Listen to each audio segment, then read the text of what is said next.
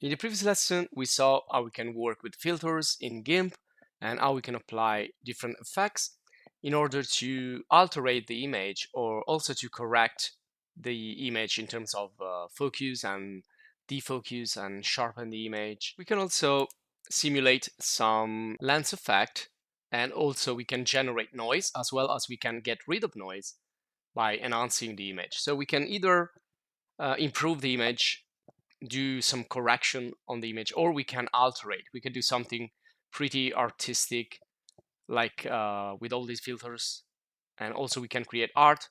We also saw some of the tools that we have here, like the blur and sharpen, and also the smudge to create kind of a painting out of an image.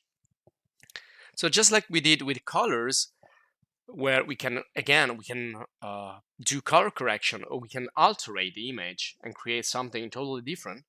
We can do that also with filters. Now in this video we're gonna talk about the other tools that we find in the paint tools that can be helpful to create some, again, paint effect. And we can color the image, we can just draw on the image, and then use also eraser. We can use brushes, we can use gradients, we can use also customized brush, and we will see also how we can work with the symmetry.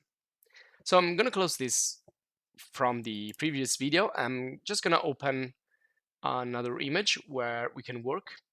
So I selected this image from the web, and I'm going to quickly show where you can find it. So I've just made a search here in Google, searching for painter painting, and I found this one here, and just open it up in Pexels. So this is a free image. You can download it freely, and it's free to use, and that's it. So I can use this. You can use whatever image you want. It's just an image that we're gonna use as a base. So I'm gonna start here with the first one of the painting tools, which you can find here. It's called the bucket fill tool, but also you can find it again here in the tools and going into paint tools. And also we're gonna use some dialogues, some panels that we can find also here. So the panels that can be useful when you do painting is the symmetry. So if you want to work with symmetry, and now it's open right here. And then we can use the brushes. So this is where you can find all the brushes, the preset brushes that you can already use. And then we will see how we can create our own. And then here we find the My Paint brushes, which has also preset brushes that we can use, which are simulating a lot of realistic effects. So we will give a look to this also later. And then we will not talk about patterns in this video, but you can also use patterns. And we have gradients. So you have a set of preset gradients that we can use. And also we can customize it and create our own gradients. And then of course we can use palettes, just as we did previously, selecting the colors. And well, that's basically it for this lesson right here. So let's start with the bucket. Now, when we select the buckets fill, we can use the opacity. We can also use blending modes, as we did with the layers earlier. So what I'm going to do here, first of all, I'm going to reset this tool so we can start on the same page. So you can see that at first you can fill with the foreground color, which is by default the black. So if I click here, you can see what it's doing. It's just filling up this area.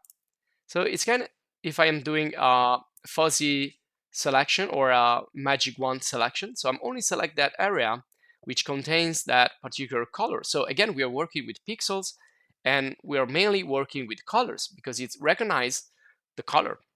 And we also here have a threshold. So if I increase this threshold and click again, you can see it's going to take more of the image. And you can see it's also a really interesting effect. So everything gets darker. Now, of course, if I decrease the opacity, I'm going to decrease the intensity of the effect. And so I need to click more times before I get to the effect that you just saw previously. I'm gonna go back, Control Z, and then you can change the mode. So I can do like dodge, so I can increase, and I can only work with this effect. Now, not all of these will work, so let's try with another one. Let's do like overlay. You can see that it's going to have a different effect, and so on. So you can use blending modes. Some of the blending modes you can use opacity. We can use foreground color. We can use background color. We can use pattern fill. So if I click, you can see it's going to fill up that area that we define with a threshold with a texture or with a pattern. So it's really useful when you have like a color and you want to fill it with something more complex like a pattern. Now let me just go back here to the background color, which is white at the moment.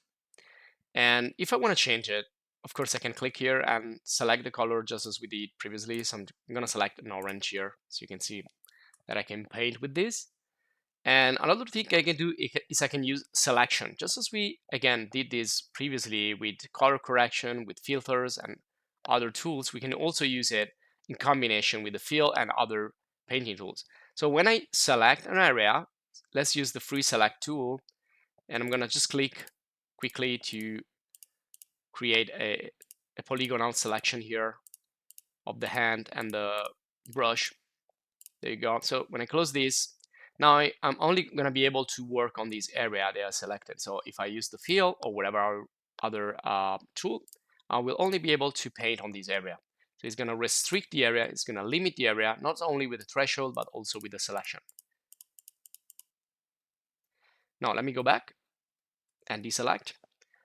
And another thing we can do is create a duplicate of the image so we don't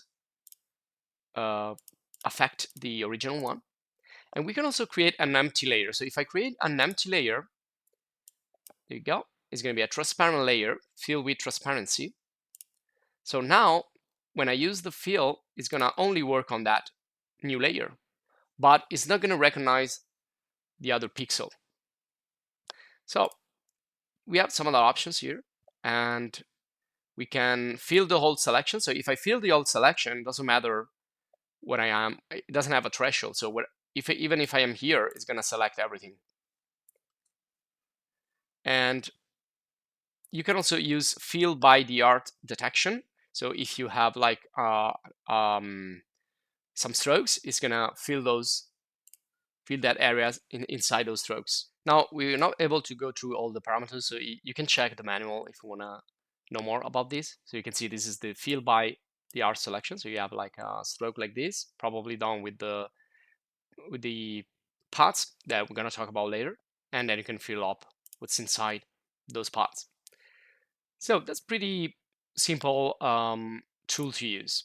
Now I'm gonna move to the newest and top transparent layer, and I'm gonna go forward here with the gradient. Now, when doing a gradient, we're gonna fill not only with one color, but we're gonna use a gradient, which is basically a set of colors that are going to like pass from one to another gradually. Now, also here, I want to reset because I've already used this before. So I want to reset and I want to change, and I want to go to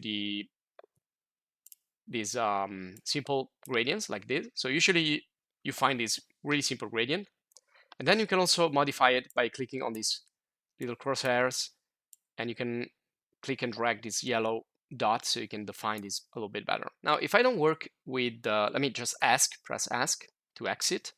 If I don't work on a new layer, if I work directly on the image, there's going to be apply in there, just like pixels. So this is going to override everything. But I can use different gradients in different blending modes. So if I click and press my arrow keys down, you can see how the gradient is kind of merging and mixing with the layer that's beneath. So I can get really different effects with this. And also I can try with other layers. So if I select, for example, let's say this one here, and then I go here and change the layer to something else, you can see I will have other results. So I can play around with different blending modes, different gradients, and see the different effects. But at first, what I suggest you is to start with a simple gradient here on the top. So I'm just gonna Control Z and go back to this image, and I'm gonna use this and again create a layer. And you can still use the blending modes, but you will use it directly on the layers, which is more handy because the two things will be separated. So I can always, again, go back and forward and change my mind. There you go. So let me just go to the normal, which is gonna override everything like this. So you can see now I have two of these little circles that I can work with. And I can also place more by clicking inside, and then I can click and drag and change the position of those. That's gonna affect the gradient. Now, also here you can change position of these dots and handles. I can exit this. I can change again. Let's go to something else like blue-green. And you can also change the type of color. So you can do perceptual, linear. You can also change the shape. So you can do bilinear. Let me just make this a little bit shorter. So you can see here that it's kind of creating a two-way gradient, one way and the other. And if I change this to radial, it's going to create a circle. And of course, now I can affect the circle. And then I have the square, conical, and shaped, and well, other types, spiral. So just go there and experiment with those. If I use something like bilinear or linear, I can also repeat and create something like this.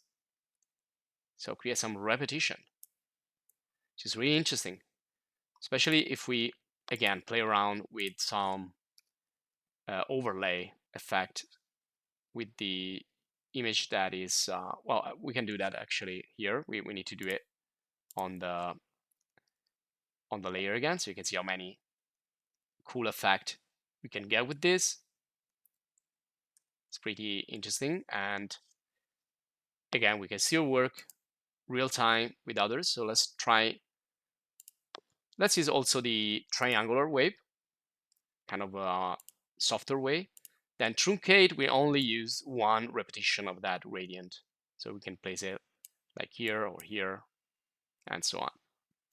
And we also have, again, the radial, and we can repeat that in waves. Again, pretty interesting. So we can place the gradient, we can move around and adjust it real time, and adjust the blending mode right here and see, again, if I find some really cool effect to apply. Okay. Now, if I click on this, I can open up the gradient. I can also click here, and if I double click, it's going to bring me to the, well, I'm just going to exit here. If I double click, it's going to bring me here to the various types of gradient that I can try. You can see some of these are transparent in a part. So if I double click, I can enter this graphic that is showing me that this is transparent in a part. So some of these gradients are from opacity to transparency. Now, if I go back again to this, and let's pick, for example, a simple one like this, I can also duplicate. And now this will be my custom gradient. Okay, and then I can start to play around here with the effect. This is color erase, by the way, so let's get back to normal so we can see what's happening. So you can see I can change the position of these points, and again I can click here, assign more, and then also play around with those right here. And let's go back to linear so we can see a little better. There you go. And also let's go back to gradients. So double click or just find the panel here, and we can also create a new one. So create new gradient is going to create a new one. So this is custom number 2, and again, just the same thing. And this is just a zoom tool set. Okay, so let's see what else. Well, I think it's good enough for gradients. Now let's move on and see something about the paintbrush. Now you can see the gradient is still there, so I can reuse it anytime. I can apply it anytime, choosing the effect that I like the most. So this is now an image made of pixels. It's a raster graphics that I can use. Okay, let's create a new layer. And again, it's better to have a transparent layer so we can brush on top of this without affecting the image below. So I'm going to reset, and the standard brush is something circular like this. So you can click and drag and start to paint like this right away. Then you have really simple things like the size. Aspect ratio is going to change. It's going to make it like stretch in vertical or horizontal. You can also rotate the angle, and you can increase the spacing so that you can see all the different points. And also hardness. So if you don't have hardness, you're going to have like something really blurred. If you increase the hardness, you're going to have something really sharp. And then we have the force, so how strong that will be. So you can see if the force is 0, you cannot see it. If it's something like that, you can go more times over and it's going to get more and more opaque.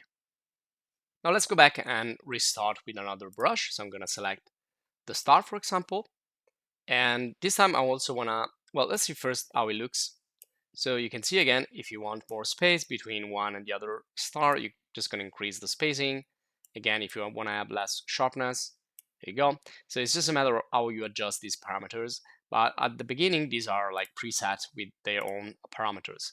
Now, if I apply a jitter, you can see we have an amount. So if I click and drag, now they all look like, well, not precisely and not evenly spaced, but they look like a little bit in the random direction. So if I increase the amount, you can see that they're going to be like scattered more and more on the space. And then we have smooth strokes. If you want to do, well, smoother strokes, and if you increase the weight, they're going to be smoother and smoother. In this case, I want to take off the apply jitter and also the spacing so you can see it. So if I click now, I have a nice line because it's kind of stabilizing my stroke. If I set this really low, it's going to be, you can see, more jaggy, and like it's going to be more unstable essentially. So we can try with the others. Some strokes represent like some pattern. Some of these represent like smoke or dirt, and some of these are like watercolors. So these are different like things that we find in reality. And of course, we can change also the type of paint color. And let's see here what else. Some of these are like scattered already, and some of these you can also click once. So now I'm just clicking once instead of clicking and dragging. So you can see how many effects. These are just combination of different parameters, so they give you the idea of how many effects you can get with these brushes. Now we have also the pencil tool, which is more sharp than the paintbrush. So if I select, let me see here, like this, you can see it's way sharper. And you can also click and hold the shift key if you want to work straight. You can click now just once and it's going to create straight lines. And with control, you can pick a color. So if I click control and click here, I can get that color right there and continue to paint. So that's another. The pencil is basically something that is more defined than the paintbrush, while the airbrush is less defined. It's more blurred. So even with the same type of brush, you can see the effect is totally different. And well, let me select something that is better with our brush. So probably Well, it looks like something really soft. And if you use these correctly, it's only going to be slightly visible on the image. So there you go. And you can also reset this again. So this is good to cover large areas. Can be used also like for makeup and paint, softly large areas of your image. There you go. Now you can customize all of these parameters. And sorry, you also have the ink tool. Again, this works with these other parameters here: the adjustment, sensitivity, and also you can change the shape. So these are the main types of effects that you can have here, these four right here. And then you have My Paint. Now, My Paint brushes are brushes that have been already created for you. So this one here is pixel. You can see how defined is this. And also here you can adjust the weight if you want to be more free or you want to be more stable.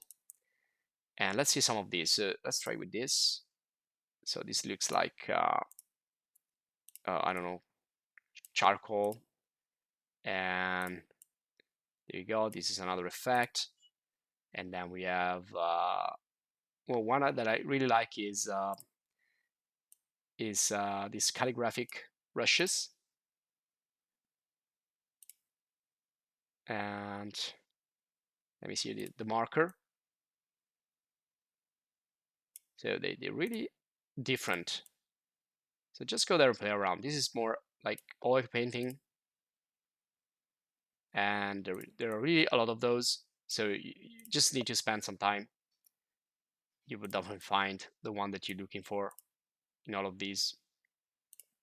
Some of these will be more visible. Some of these will be less visible. So make sure you have the correct surface to work on. And that's basically it. So these are all the brushes type that you want. And then you have the also eraser. Now the other ones, we're gonna see this in another lesson. These are good for do retouch and improve images and get rid of defects, hide defects. So we're gonna see this later. I want to finish with the eraser tool here. This in the toolbar, and this is good because well, it works as an eraser. Of course, I can erase parts, but I can also use this as a stencil. So if I select like a shape like the star again, and I click here, you can see it's gonna work like a stencil. So it's gonna be like a negative part. So you can work either in positive or negative way using the brushes. And also here you have hardness and the other parameters that we just saw for the other brushes. Now let's work with the symmetry a little bit. I'm just gonna create a new layer and place it on top of this. I'm gonna hide this, which by the way can be also used with blending modes. So everything we've done, you can see can be turned into, vanishing graphics and things like that. So perhaps it gets more interesting. So everything we have learned so far can be applied again with blending modes, and we can play and mix around the effects to get something perhaps more interesting and more fun. You can see this is also creating like an alpha channel transparency and so on. So right now I just want to turn this off, and I want to work with a new background, and let's use a brush here from My Paint. Let's try with this. Well, this is pretty small, but I want to increase the radius a little bit so we can see it. There you go, really cool. Kind of a smoky effect. And what I'm going to do is now work with the symmetry, going in the panel here, the symmetry panel that we opened up at the beginning of the lesson. You can see now symmetry is none. So if I click here and I go to mirror, I can use horizontal symmetry, so I can paint on the top and on the bottom simultaneously. Or let me just go back. I can use the vertical symmetry. So look, this looks like a Rorschach painting. There you go. Or we can use both horizontal and vertical. Okay. And we have also central, which is probably better if you want to work with both. There you go. So we are creating things that look symmetrical. Now let's go back. And then we have the, well, we can change the axis here. We also have tiling. So when I use tiling, the stroke that I will do will repeat many, many times. Well, in this case, they repeat only 4 times. But let me just go back, and you can change the interval. So if I decrease the interval, the spacing is going to create more and more. So you can see it's kind of creating a pattern, which again is really interesting. And of course, then I can change the blending mode again, or the opacity, and play around also with this other effect.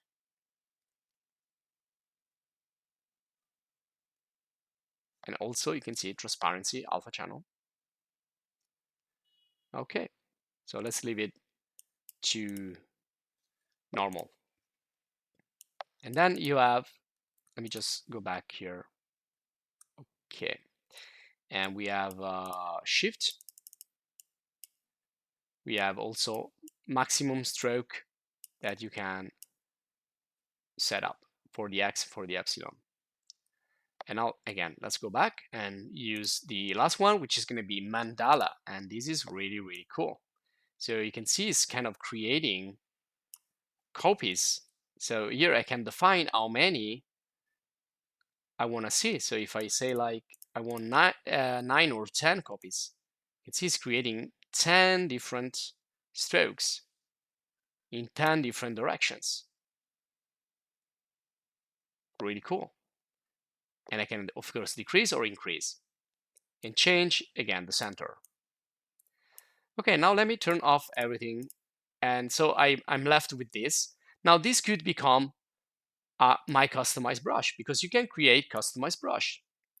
So to do this, it's really simple. Everything needs to stay here in the selection. You can also do like crop and use only this selection right here, press enter. So you can see now the layer is determined by the dash line, the yellow dash line.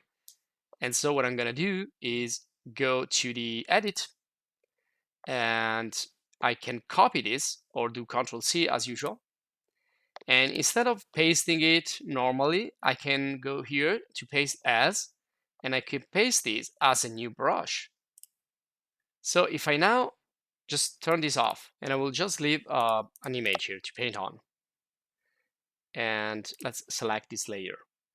And again, if I double click here, I'm going to access the brushes panel. You can see there is another brush, which is the graphic that I've been creating with the mandala. So if I go back to the brush, now I can use it.